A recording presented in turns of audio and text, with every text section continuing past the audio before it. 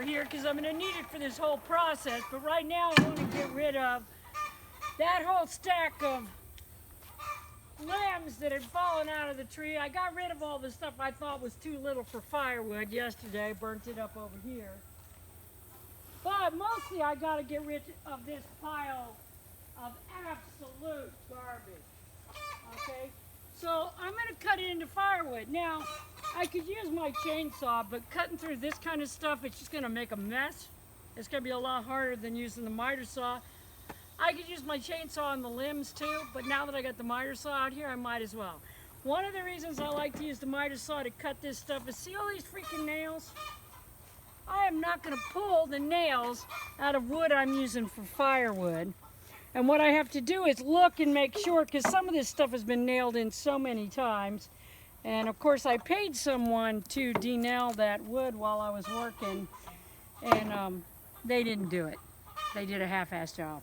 So I've got a lot of nails. So what you want to do is you want to look for and kind of cut. You're going to cut your wood the length of.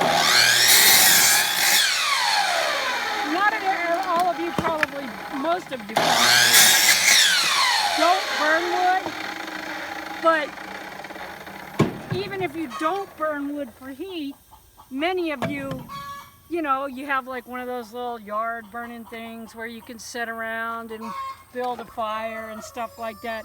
Well, there's no reason to burn regular wood.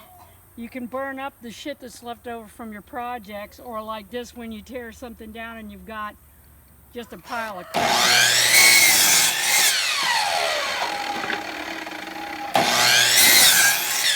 Like I said, we have the ugliest firewood in the world. Now, yes, there's nails in that.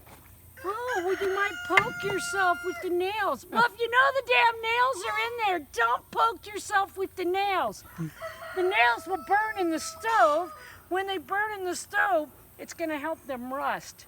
And the rust is great. So then I'm going to take all the ash from this with those nails in it. I'm going to put it in my garden. Those nails are going to rust and fall apart, and as they do, they're going to add iron to my garden soil without me having to spend money for iron. But it's time consuming. A lot of people don't do this. They just build a big bonfire and burn it up because it's time consuming to sit here and cut this into firewood size. And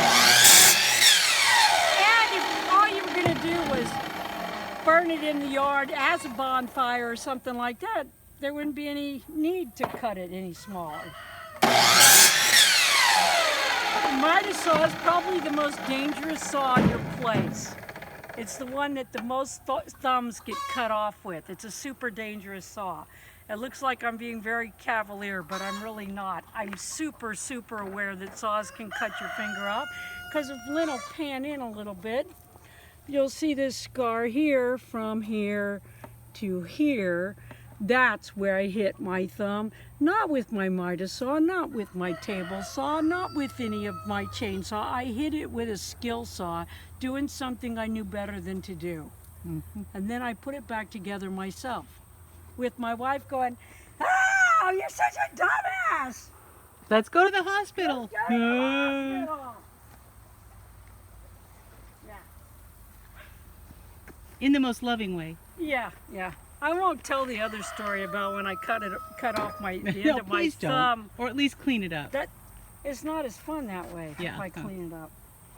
Needless to say, there was some things said during the time that I was on the way to the hospital that Lynn.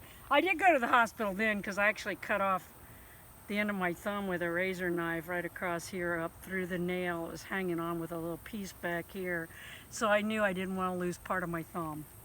So I did go to the emergency room then. And you know how the emergency room usually makes you wait and wait and wait and wait and wait? Well, I'd been to one hospital and they were so flooded with cases, they said, "You're going to lose the end of your thumb unless you get immediate medical care, and we can't do that." So they sent me to the other hospital with my thumb tourniqueted off because it was pumping blood.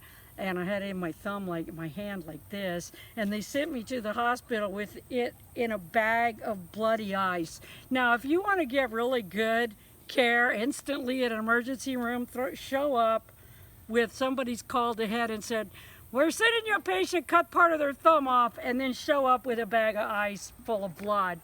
They'll move you right to the back. Yep, You don't immediate. have to wait. She didn't even sit down. I didn't even sit down. They move you right to the back. I did the paperwork. So, here's the thing. It's like there are two kinds of carpenters. Those who have cut their thumb, especially this one. You know, if you're right-handed. That's why this was so weird. Oh my God, I was doing something you should never do, and I knew better, and that's when the universe will kick you in the ass, right? But if you're a carpenter and you work with tools, eventually you're going to cut yourself. Just be as careful as you can. Okay, so that's it for right now. Selena asked me to give you an idea of what we're looking at here as the ugliest firework in the wood in the world. The bottom of that stack is what's left over from a limb that fell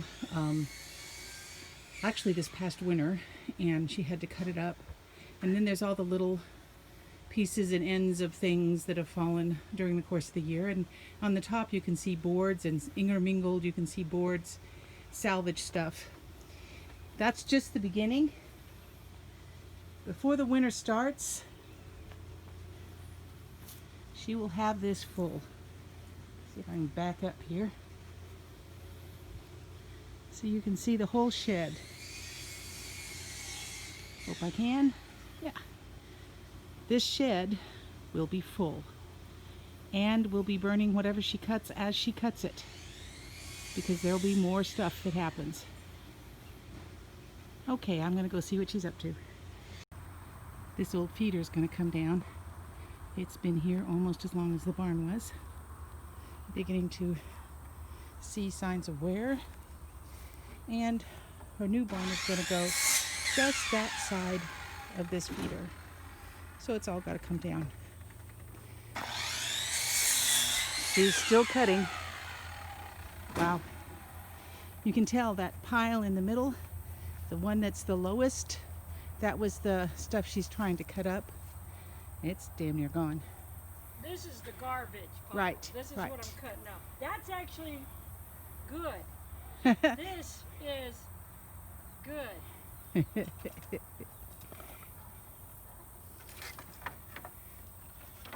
So as you can see, I don't normally see a whole lot as being absolutely worthless. So this one, you might say, well, what's so wrong with that? Why is that one any? It's super light, which means it's full of bugs, which I'll show you on the cover.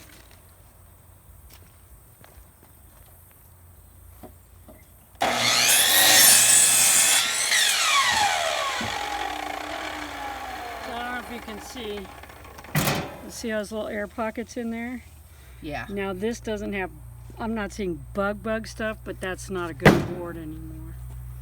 I'm sure that as I cut more of it, there'll be Even more at evidence? some point. Yeah, there was another one I was in there, I was cutting it, and I was like, why did I throw this? Oh, there we go.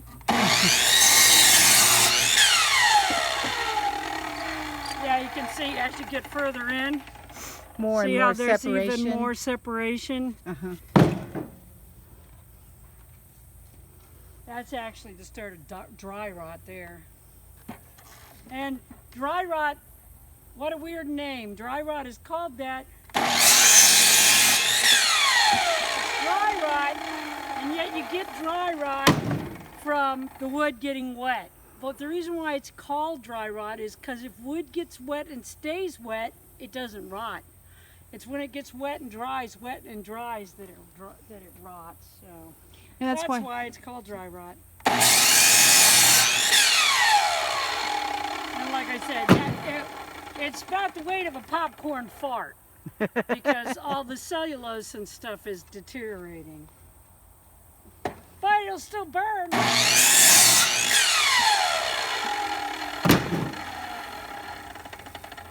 That'll do it. And then you can see it's rotten there. That's dry rot. Yep. Of course, it didn't break like that till I knocked it down, so there you go. But it's a whole thing when you go to clean these boards, which we'll go into when I go to get them.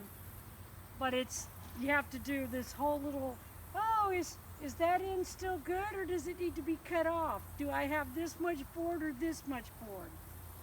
We'll get into that later. But I will get this all cut up and get it stacked up. When I get done, it'll be about a week's worth of wood. I had to tear it down anyway, so you can't count the tearing it down, and it's gonna have taken me, what, a couple hours to cut it up. And it'll burn for a week. It'll burn for a week, it'll heat our house. We won't be using gas. So, win, win, win. Yeah. Okay. Okay, so the view is different. But you see that blank place there? That's where the stack of absolute crap used to be. She's hauling the last of it off to the woodshed. And over there is her miter saw. That great big plastic thing she has roped on there is a plastic cover that used to cover a mattress that we used at the B&B. She just kept it and has been using those plastic covers for equipment covers. They're awesome. Anyway, just a note. And she put all the rest of the wood in here from today. You can tell there's quite a bit more than there was. And this is probably the end of the day, so you want to tell them thank you for tuning in. Oh, that's the end of one? It's the end of a day. Well, thank you for tuning in. I got dressed up for y'all again. Please subscribe. If I'd known you were coming up, baked a cake. Great. Okay.